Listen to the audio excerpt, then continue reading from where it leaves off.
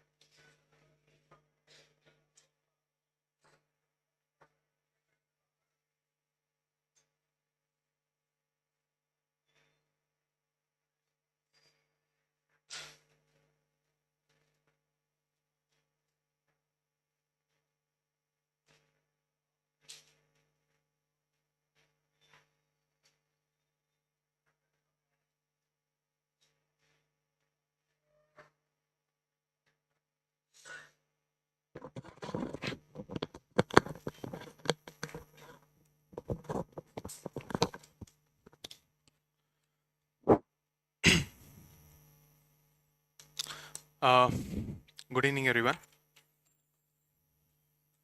So one of the student the other day were mentioning about language, script, etc. Apparently, the same question verbatim was repeated in one of the interviews, UPSC interviews. So whatever we were discussing will be relevant in multiple stages of this exam. So just don't treat this class like a source of information. It's training you to think in a certain direction in multiple layers. So we will be beginning another set of issues, just like where we have left. Next, Porpanikottai, which is a place in news with respect to Tamil Nadu again, Iron Age fortification. So the logic here that you have to remember.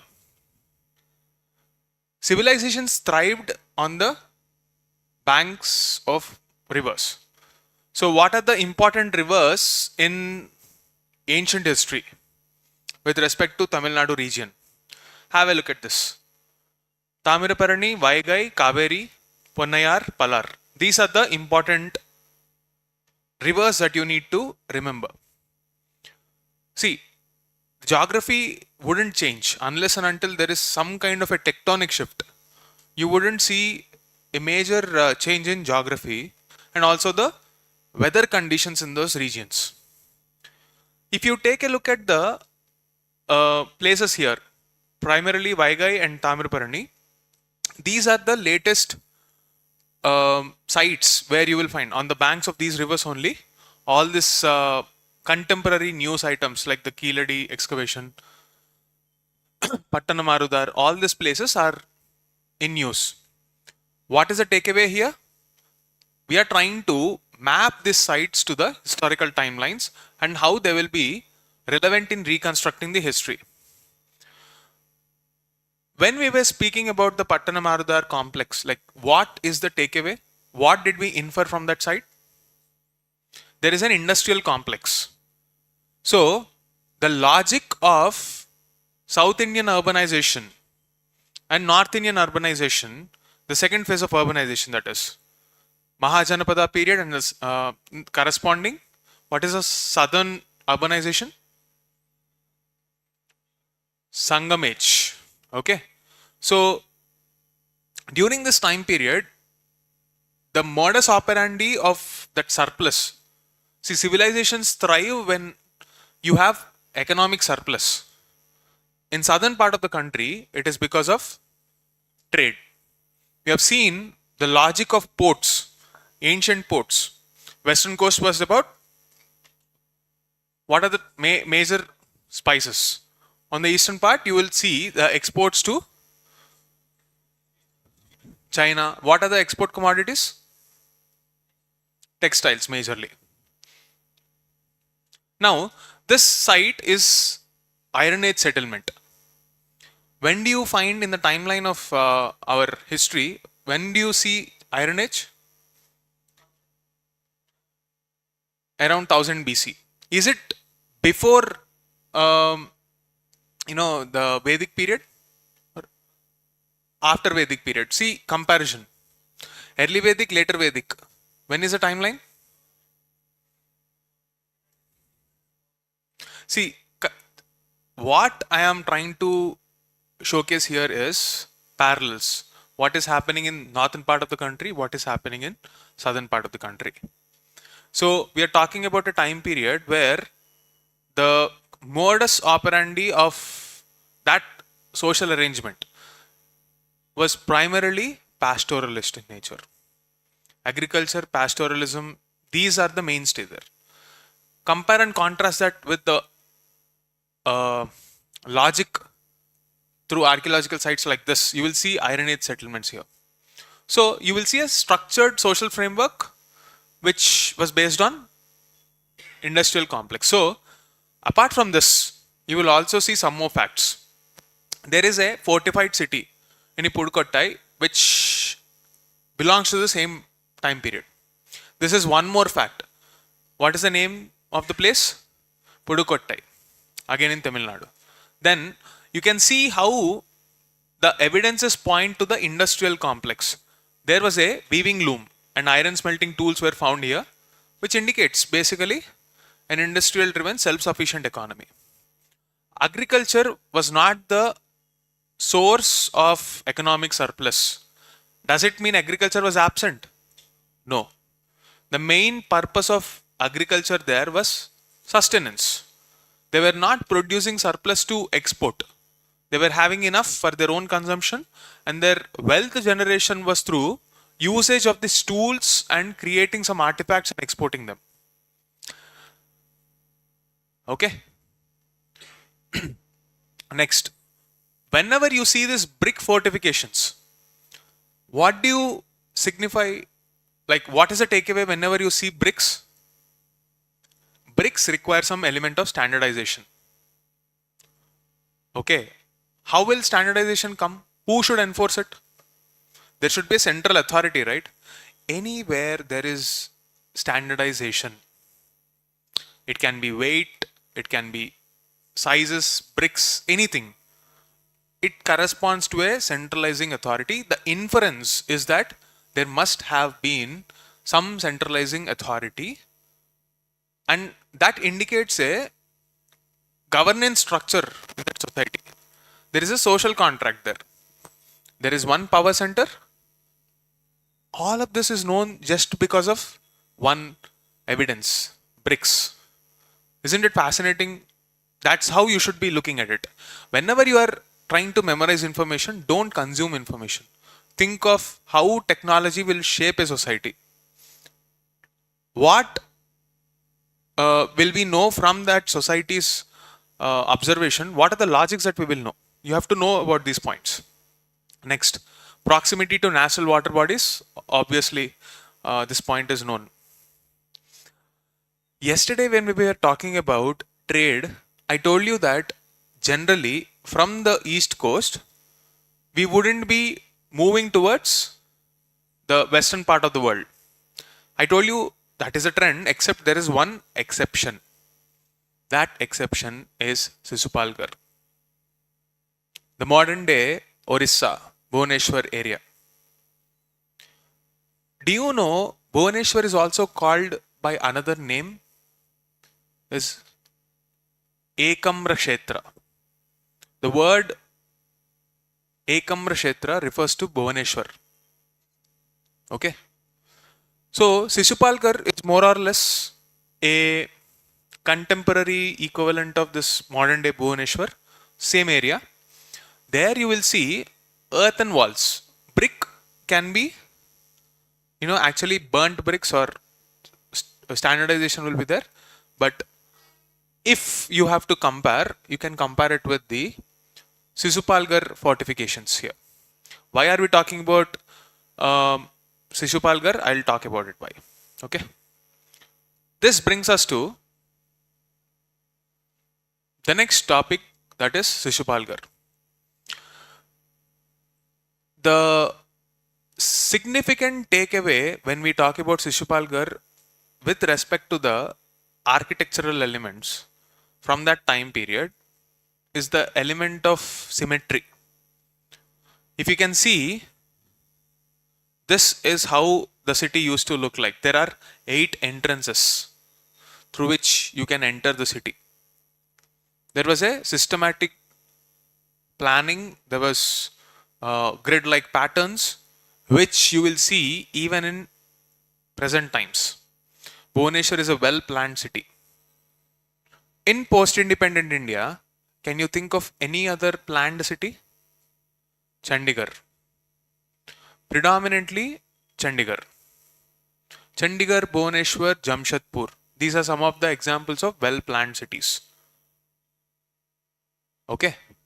So, planning as a urbanization agenda was inspired either because of the need to safeguard from enemies or need to safeguard from natural forces, or the need to ensure there is a systematic allocation of resources. Let's say, for example, in Indus Valley civilization, there is an upper town, there is a lower town. That fortification, like that separation, signifies 2 things. Socially, there is an element of class. And practically speaking, it signifies that there is a working class and a class that provides employment opportunities. Okay? So, you have to reconstruct history from this archaeological evidences.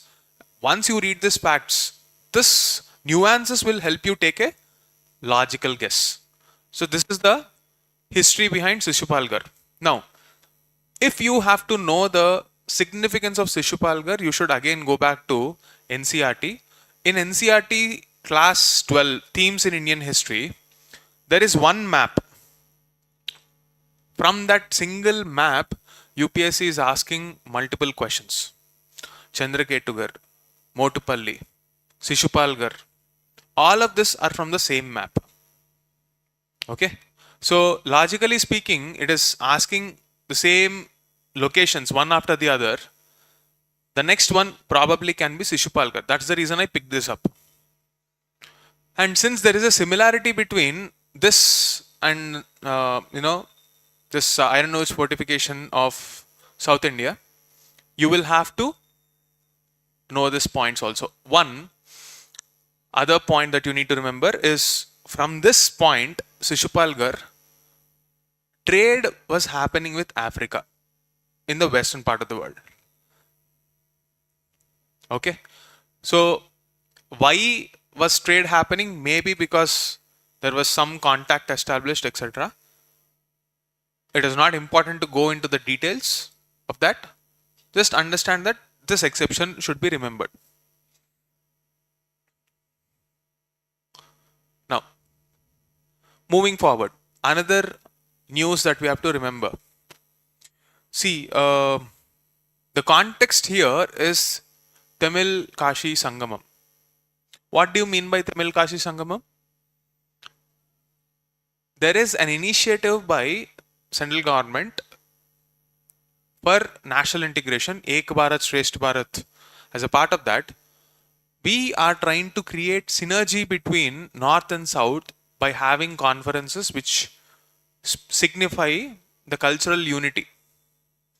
So, in that context, our Prime Minister has time and again, in the past few years, brought about the concept of Cholas, like the backstory of Cholas.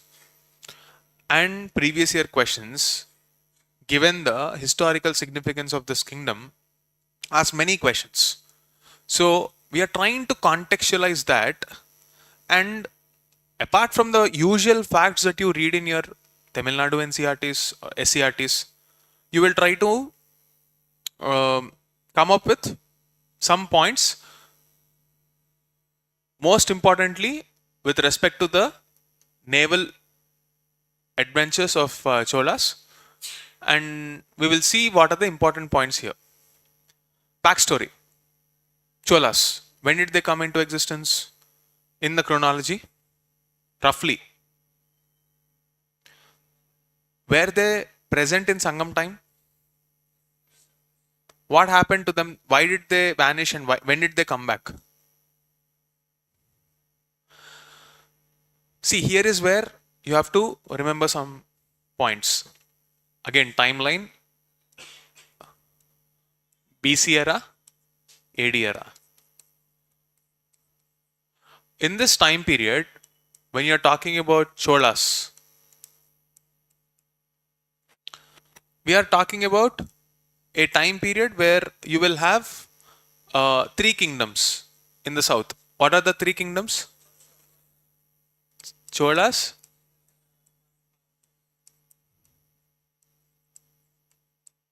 When will Pallavas come into existence?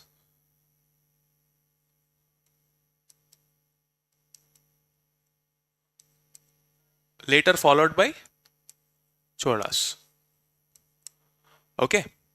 So if you have to remember the difference between this time period Cholas and this time period Cholas, majorly these people exerted their influence through two major activities. What are the two major activities? One, temple building. Two, expansion of naval power.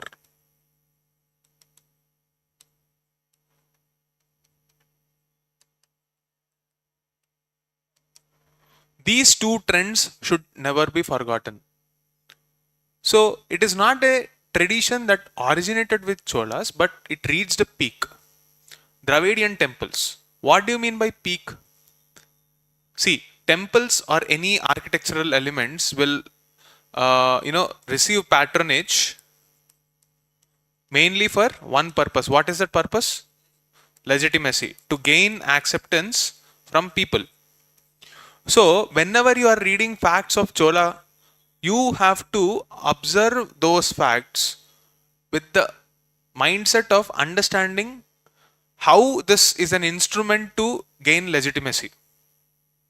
Okay. We will also hear something called Brahmadeya grants. Can you tell me what this Brahmadeya grants are?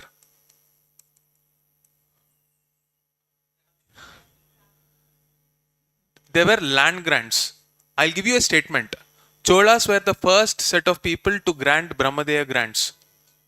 True or false? Who are the first people? Satavahanas. So, can I say this is like a franchisee model? What do you mean by a franchisee model? You have this Domino's, KFC, McDonald's, everything, right? What happens there? They will give you a brand and they will give you a standard operating protocol. You have to pay a brand license fee. You have to set up a restaurant and rest of the things are provided by the brand. Your material sourcing, your staffing, everything will be completely standardized. And it is driven by so much precision that it is just a replica of the same thing in multiple locations. This has two advantages. One, it saves the central authority from the daily micromanagement headaches. If a store is making loss because there are no personnel available there, that's the headache of the franchisee owner. Domino's or McDonald's is not going to suffer because of that. Extend the same logic to kingdoms in these time periods. Satavahanas were the first ones who followed this sort of a franchisee model and outsourced land parcels to certain locals so that they will have the autonomy, but the stamp is that of Satavahanas. That kind of a model which began during Satavahanas reached its peak in Cholas through local administration. That's the reason why it was so efficient. These are the hallmarks of Chola's, diplomatic efforts, naval expeditions, administration, temple culture, and that's the reason why this period is considered the most prominent period of South Indian, South Indian history. Now, the points. If you see, there is a continuous discussion of some kings from this era. One of them is Rajendra Chola. If you go back to the Tamil Nadu textbooks, you will see a list of kingdoms and list of kings from that particular era. Out of all of them, some of them will stand out in UPSC PYQs. One of them is Rajendra Chola 1. So you will see in this time period, there is a Sri Vijaya Empire in the eastern part of the world. So Sri Vijaya Empire is the first imperial target. Like, if you take a look at entire nomenclature or the adjectives associated with Indian kings, you will never find the word imperial before any kingdom except one, Cholas. Imperial Cholas, as they're called. Why? Because they set out onto the high seas with an intent to occupy different territories and extend their territories. So if you see any cultural continuity, you got to attribute it to the naval expeditions of the Cholas. This impact you can feel in Malaysia, Indonesia, Cambodia, and Singapore, Thailand, all these areas. Just a fun fact, slight deviation. If you take a look at the markets of Tamil cinema, or let's say if you have a Tamil superstar like Vijay, who will get majority bumper openings in some territories. Where will he have those territories? Malaysia, Indonesia, Gulf, Singapore. Wherever you will find this historical legacy of the Cholas, you will find the Tamil markets making a traction there. So contemporary cinema is a reflection of the historical continuity. And the markets will also resonate to that historical continuity. Where did it all start? Here. So these are the points you need to remember. One more thing about their navy is how they use the merchants. There is, if you broadly divide navy, there are two facets.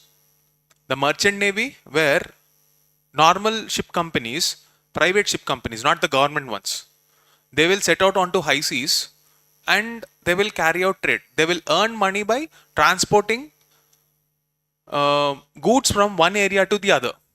Clear? The second component is the Royal Navy of that kingdom, which is funded by the king and led by the imperial power. Here you will see a strategy where both the merchant navy is used as an alibi, and the merchant navy was used by the Cholas to carry out attacks on the other enemies. So the plunder that they got from that wealth was again used to fund the expansion of navy. So it was like a modular navy. What do you mean by modular navy? What is a modular component? So let's say, for example, if there is a base here, you want to add some component here, here, here. If there is a provision to fit that component, it is like a modular component. You have this Lego blocks, for example. Kids play with this and see, on one above the other, you will see some blocks, like kids play along with it. You remember that video game Tetris, how the missing puzzle will be fit onto that. So something like that. You will see modular component in Chola's navy, and this is a very fascinating aspect for a lot of contemporary people who are focusing on how to expand naval strategy. Same kind of a strategy is sometimes followed by Chinese also. They will use the merchant navy to, spy. There is something called navigational operation. Like they will just right to navigation will be there. They will just enter into, let's say for example, if this is India's territory, they will come dangerously close to this area and say that we have freedom of navigation. And they won't use military ships for this. They will use merchant navy. The same strategy is used by China across the world. And also, of course, US. Okay? Right. So at that point of time, many ship names were also discussed. If you see another relevance of why we are talking about this topic, you know the Sagarmala strategy, right? What is Sagarmala strategy? See, if you see India's ports, like at multiple locations, we are trying to build our naval, the port capacity. Sagarmala refers to a port-led development. Let's say, for example, if Chennai port is there, in and around Chennai, you will create some logistic corridors. Let's say if this is the hub, Chennai port, I will build a road, and at the end of this road, I will connect a textile park. I'll build a waterway through which it will be easy to access the port. I will connect a railway network which will connect me to the Chennai railway station from where goods can be transported to the port. I will try to connect a education city here which will provide the workforce for this. Using port as a nodal development, we are trying to organize our infrastructure which will reduce our logistic cost. This is the Sagarmala port-led development. When the government is talking about the Sagarmala development, there is again a reference to the Chola strategy of how they were using this naval expansion.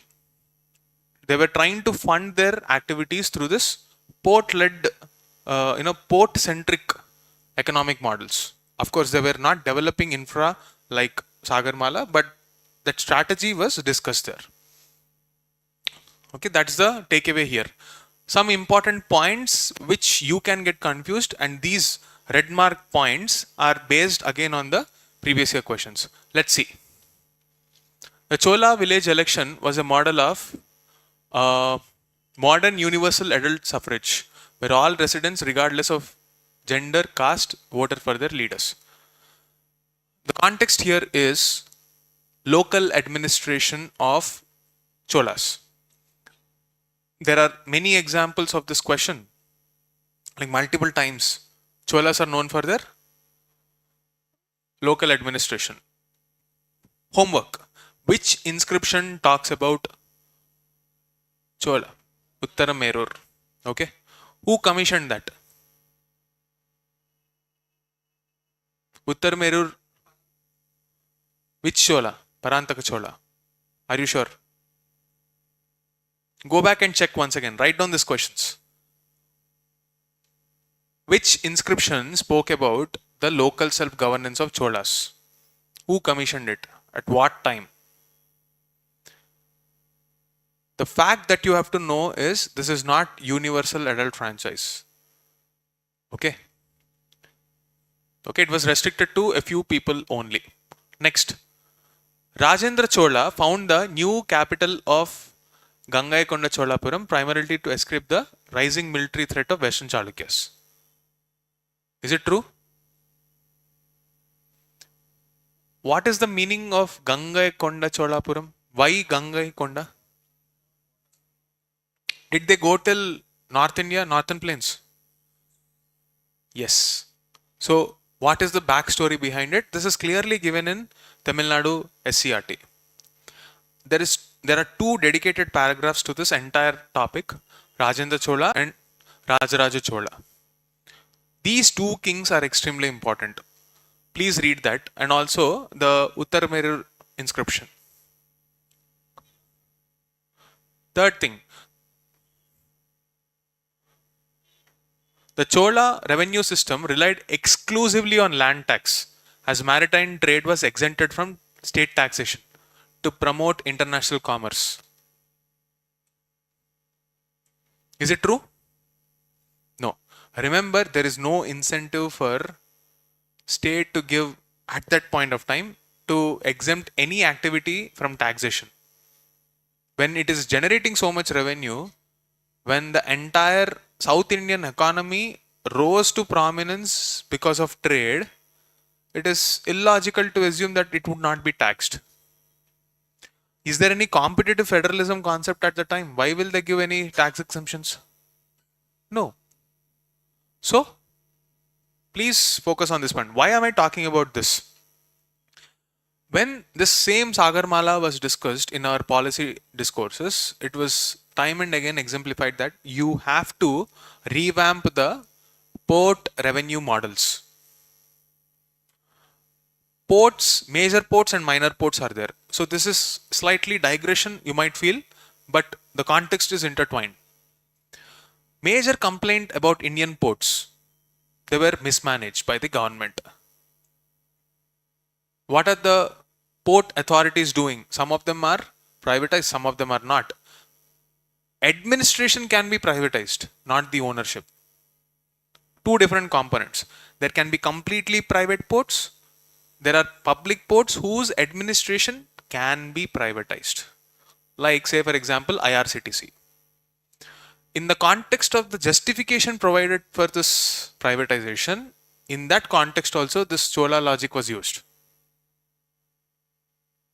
Okay. So, can you from your memory recall any taxation system during European arrival era? Cartes system, Cartesi or Cartes, whatever you want to call it. It's one more system where the ships were charged for entering into that region. Okay. Why do you think the trade route changed after the fall of Ottoman Empire? You know what is this context, right? How did who reached Kozhikode or Calicut in 1498 to India? Is it Columbus? Vasco da Gama. Why did he come to Kerala? Was he actually searching for Kerala or India? Where did they come from? Why did they come here?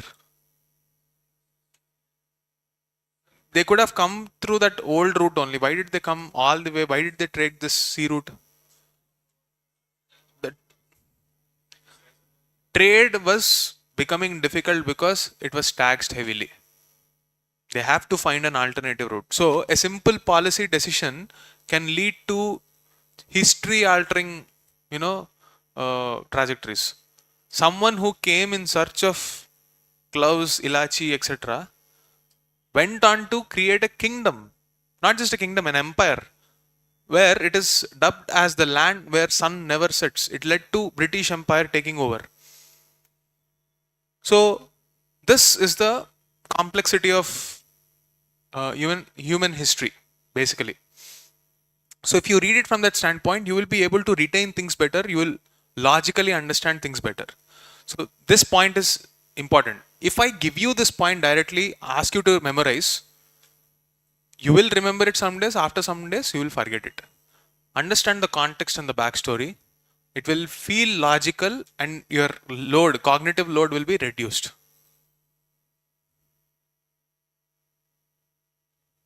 Next up, Satavahana dynasty. The reason why this is again in news is because some inscriptions were found in Telangana. Quick facts. What are the things that you know about Satavahanas? What is the first thing that comes to your mind? Satavahanas?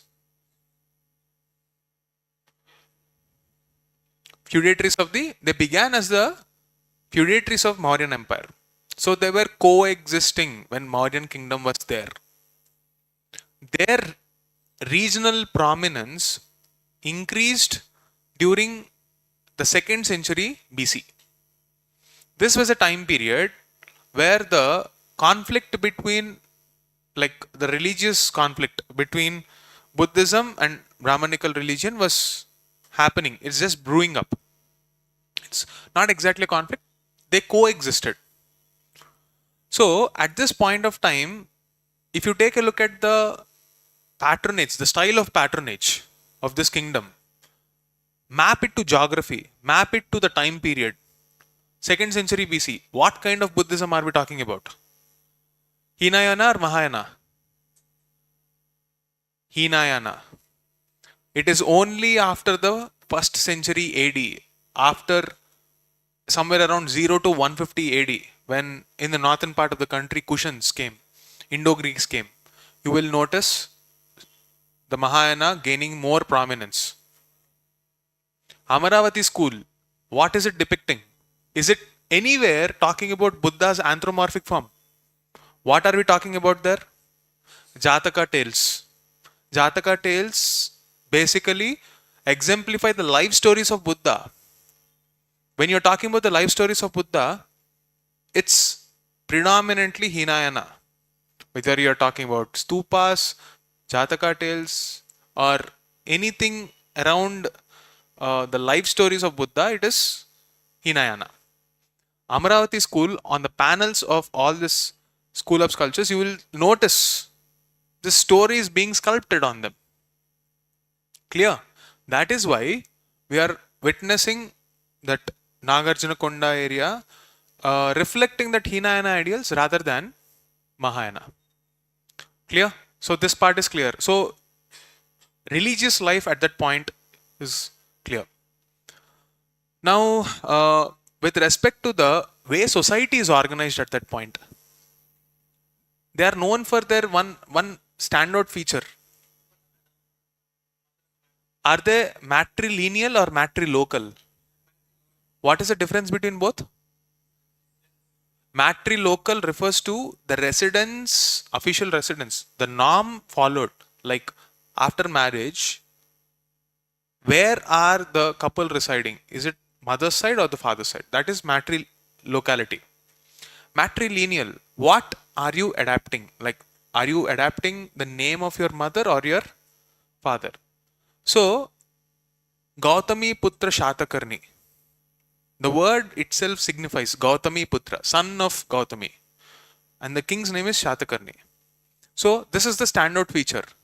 So, what does it signify about the position of women in that society? They've held high respect and high regard for that. So, this is how, through clues given in names, archaeology, evidences, inscriptions, literature, you will try to reconstruct the story of that time period. So, we are in southern part of the country. We are closer to Tamil Nadu. Andhra also had the same kind of a climate. So, do you think it's natural to expect trade? Yes or no? That is exactly why you have the port town of Motupalli. Where do you find this Motupalli? It is on the banks of which river? Krishna. So, another thing, like you know this place called Machilipatnam, right? It's called Bandar. In Telugu, like the normal colloquial usage of the word Bandar. What do you mean by Bandar?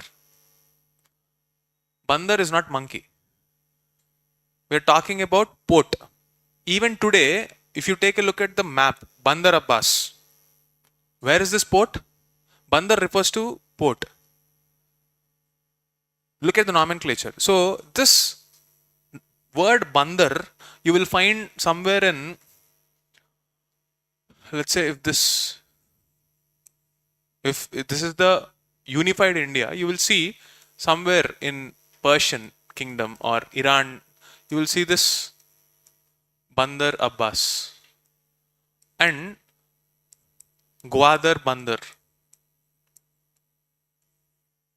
So, Bandar refers to port. So, the word Bandar in Machilipatnam refers to port. So, when you are talking about a port-led economy where there is a lot of prominence to ports, what will it tell about the economic prowess of that region? Supposed to be rich. In such kind of an economy, it is natural to expect coins. Okay. So whenever there is trade, you will see coins, which we will be discussing much more now in the next topic. But before that, we will finish off the news item that we have seen. So we have seen what is important in Satavahana period, why it is important, the kind of life they had, and let's see this news item also. What is the language there? Prakrit. No Telugu. Not yet. Clear? There is no Telugu yet. It's usually believed that they started to speak in Telugu. That's not the official language. What is the official language of Satavahanas? Sanskrit. Prakrit. You will see that regional kingdoms mostly adapted Prakrit, the language spoken by the masses. Why? Because it gave them legitimacy in that region. Okay. Just like how regional parties have a different ball game when it comes to elections.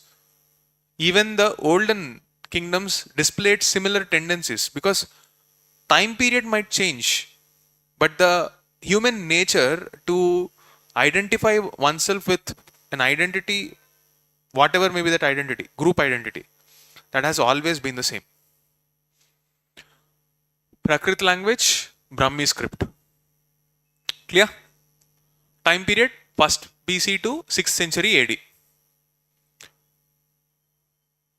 These points we have discussed. Take a look at this. There is a 3-tier feudal system. What is feudal system?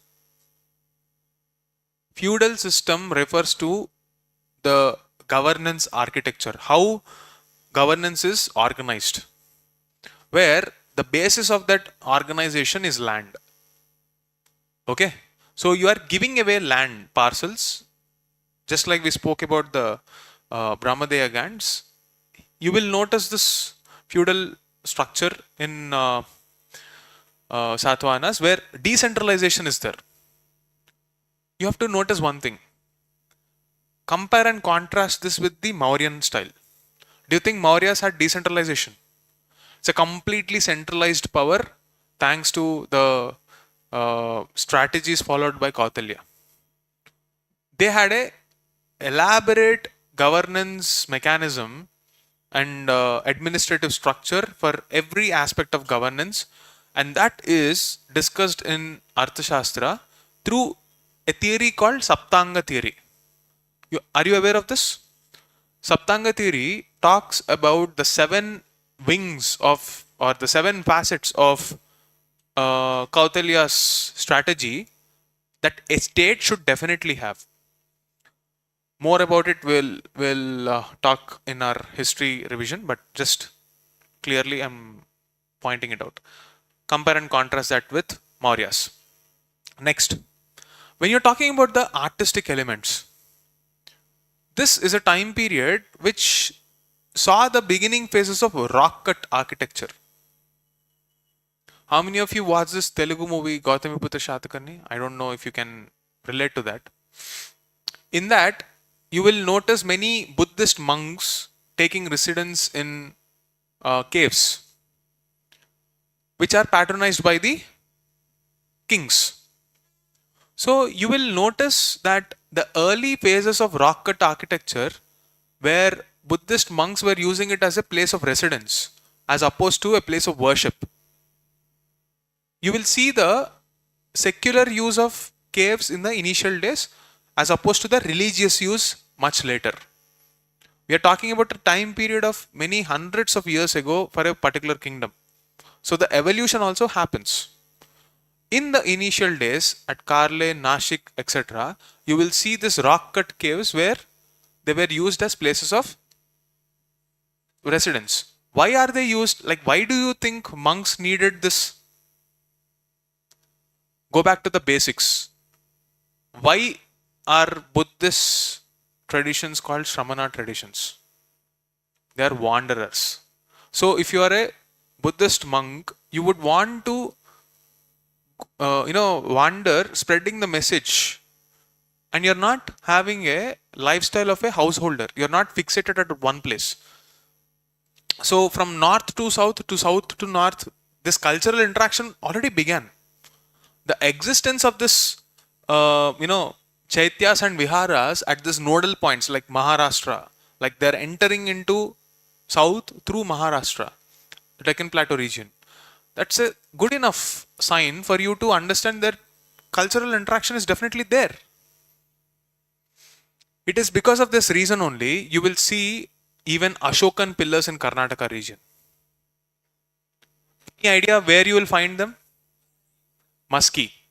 What is the importance of that site? Name of Ashoka. Usually he is referred to as Devanampiya Priyadasi. But his name as Rayo Ashoka was given in this site, Musky.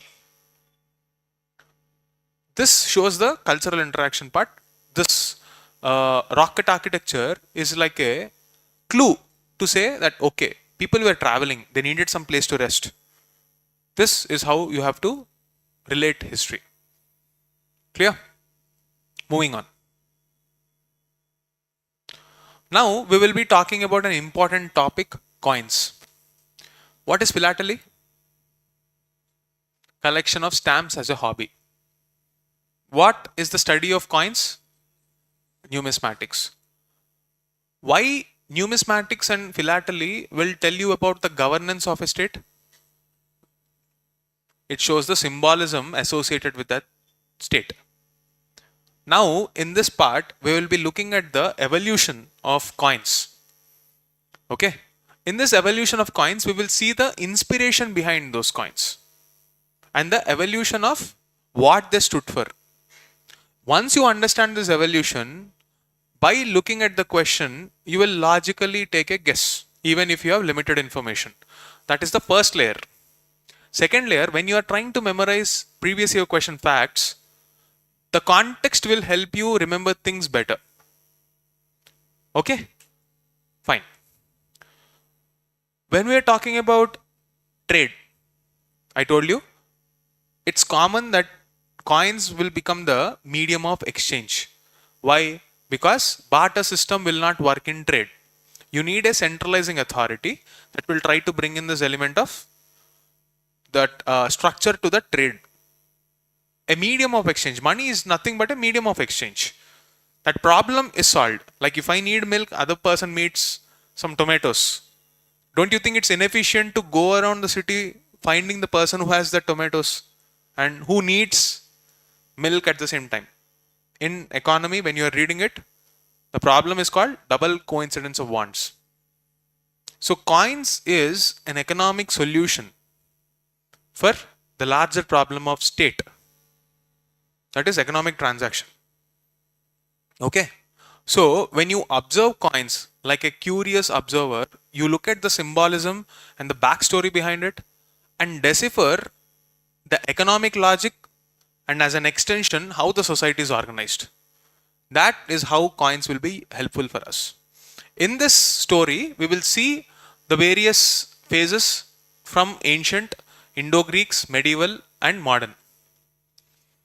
Each time period had a predominant flagship idea. The dominant thought or the dominant approach on how coins should be dealt. Clear? And that predominant thought was either a combination of trade logic, economic necessity, material availability, trade linkages, religious affiliation, and a combination of all these factors, which led to more or less a standardization. Clear? So, if I segment coinage and the study of coins into 4 parts, the ancient era was all about punch-marked coins. Punch-marked. What do you mean by them? It's like you have this polo, right? The peppermint. There will be more or less something like this. Okay?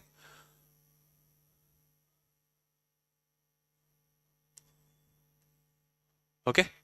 These are the punch mark coins, or there will be some engraving which signifies the importance. Okay. The most widely used material in this time period is silver, not gold. Please understand this. Was gold unavailable? It is available, but it was not used for coins. Silver was the most accepted one, majorly, even during Satavahana period. So you might bring some exceptions and say, these people were not using it. I'm not talking about exceptions. I'm talking about the norm. Why silver? Why not gold? Any idea?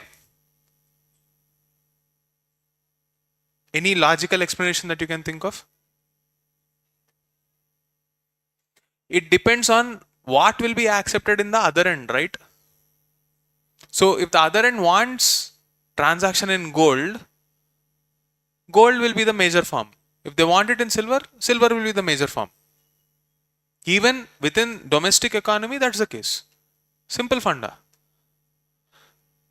Later, at a point when Romans demanded that we need gold, you will see the rise of gold being adapted in Kushan period, which reached a peak in the years followed during Guptas. Okay, let's see. Next, the age of portraits. Between Indo-Greeks and Guptas period, you will notice images being engraved on coins. Okay, let's say for example, Samudragupta was having this image of Veena, Lakshmi, like all these coins will have some imagery associated with it. Clear? There was this previous year question also. Why do you think that the level of sophistication that you see during the Gupta period was not found in the gold coins of the period after that? Explain. What are they trying to say? This time period represented the peak of prosperity in that time period in ancient India.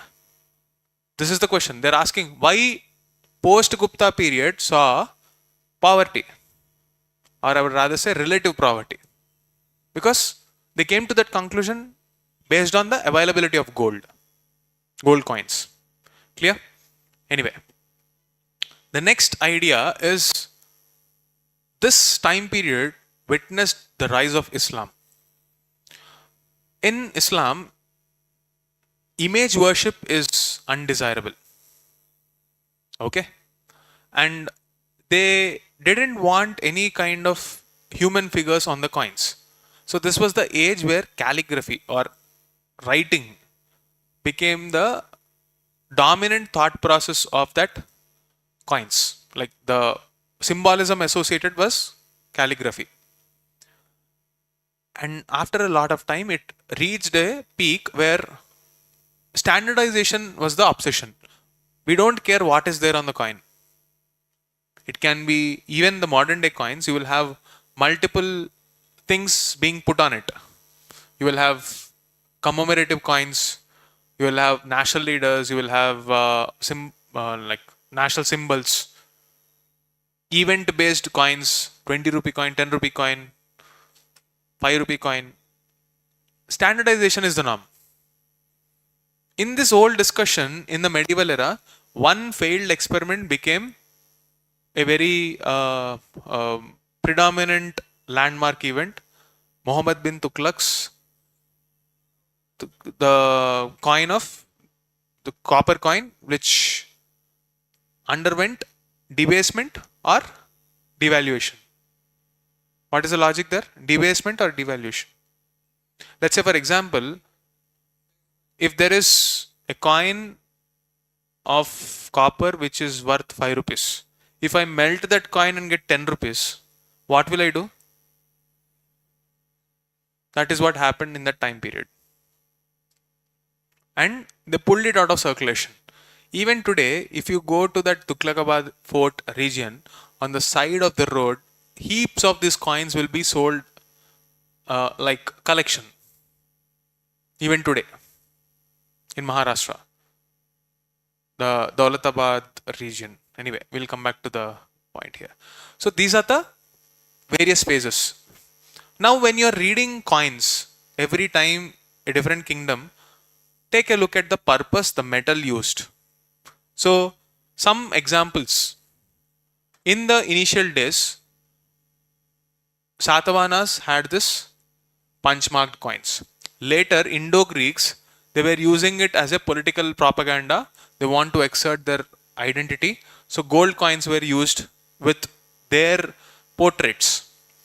One important thing is there are bilingual scripts also on the coins. They want legitimacy from northwestern part and also India. Both Greek and Kharosthi scripts were used. That's why.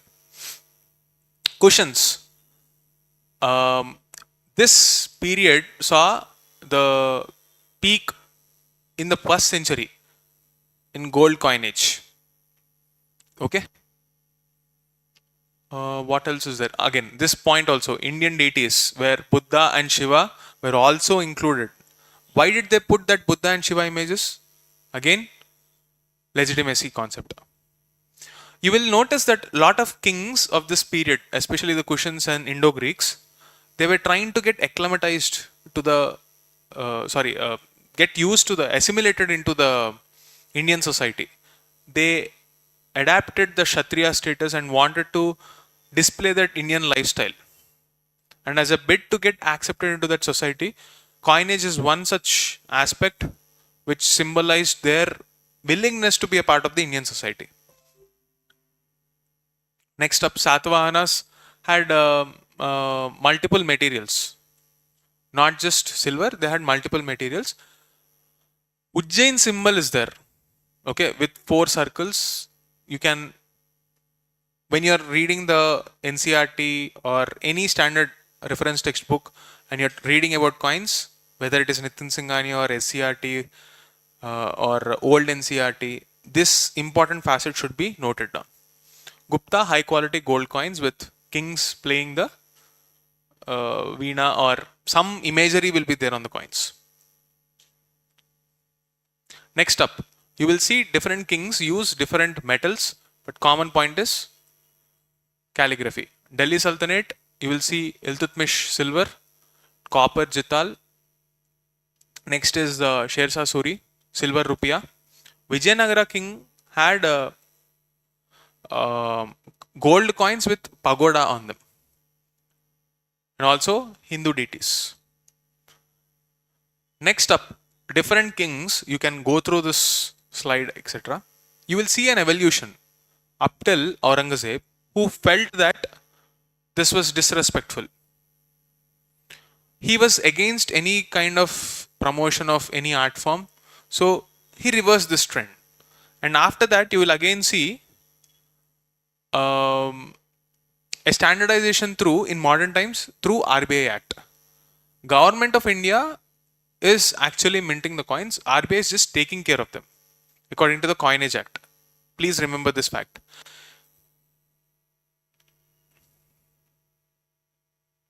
What else should you remember? Yeah, these are some rules. These are some rules. Whenever you have these clues in your statements, you can use them for your logical elimination. If you see Nishka, the word Nishka, it's usually Vedic period.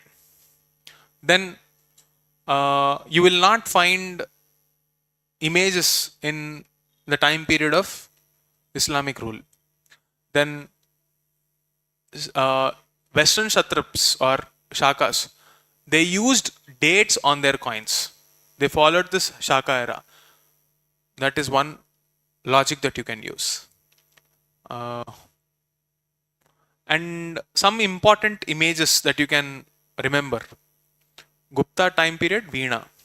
Kushans had that fire altar. Can you tell me what is the Iranian influence we are talking about here? Zoroastrian. What is the equivalent of Indus Valley civilization back then?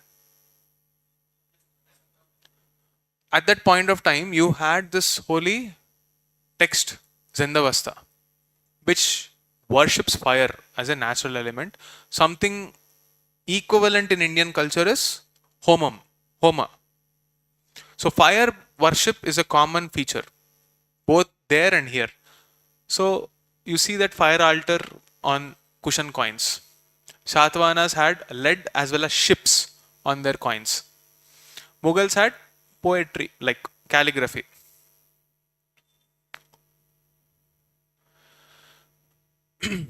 Finally, I'll be talking about this topic from your 11th class NCRT, Fine Arts.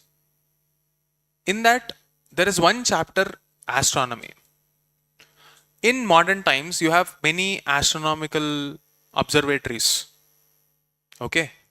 So, as a historical continuity, to map that science and technology news items to the history part in NCRTs, I am trying to come up with the logic that unifies both of them. What is the purpose of reading astronomy, guys? Ancient Indians had one agenda. They want to have a element of certainty on weather patterns, seasons, festivals. It is with that intent the study of astronomy became a curiosity of human beings in different time period. And since different cultures had different nomenclature or different viewpoints, the way astronomy was observed and the way culture was organized around it also varies. Even in modern day, you will notice a clash between two different styles. Like one tradition says festival is on this day, other tradition says it's on some other day. Why is this happening? Because the point of reference can either be sun or moon. Cultures which historically depended on moon movement, you will notice that there is no certainty on when you will see new moon or when you will see the moon phase is not certain. As opposed to moon, when you look at sun as a point of reference, there is an element of certainty in seasons, in time, and that is the reason why you will predominantly in Indian subcontinent, you will see sun as a basis of reference. You are going to witness one major transition of sun. What is that? Makara Sankranti. So usually you don't find any conflict on when Sankranti is there. But in other parts of the world, in different cultures, you will find moon as a point of reference. This point of using moon is called Hijri. Okay. So the calendar they follow is called the Hijri calendar. If you want to compare, in many years ago, you would notice that Ramzan was probably in the month of October, September, August. It came back, and now you are going to witness that in peak summer also.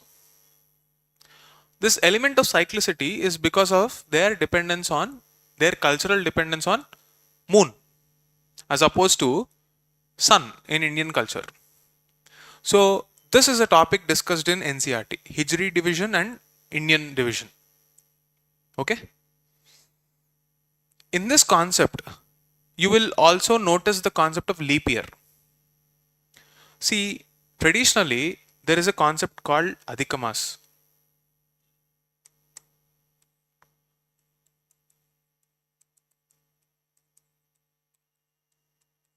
So, there is a leftover component in a day, let's say for example, which will historically add up every 3 years. So, to balance it out, in 1 year you will see extra in such a way that you will have 33 days extra if I am not wrong. This is called the Adhika Masam, or one extra month to compensate for the cycles. Not really important for you in the long run, but just understand how nature elements were linked to astronomy. Clear? They were meant for observing seasons, festivals, and weather patterns.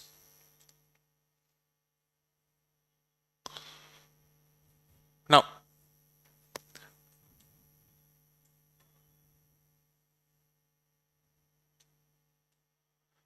some facts from that. Aryabhatta, Varahamira, Brahmagupta, and Bhaskara. These points you should be memorizing. Okay? Aryabhatta was the first to propose Earth's rotation. precise value of pi is given.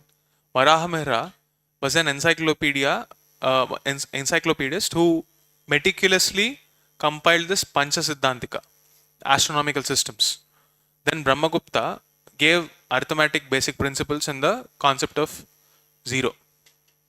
Then you have Bhaskara, who is the author of work Leelavati. He's both a poet as well as a mathematician who studied concepts like infinity and used calculus to predict the expansion of this universe.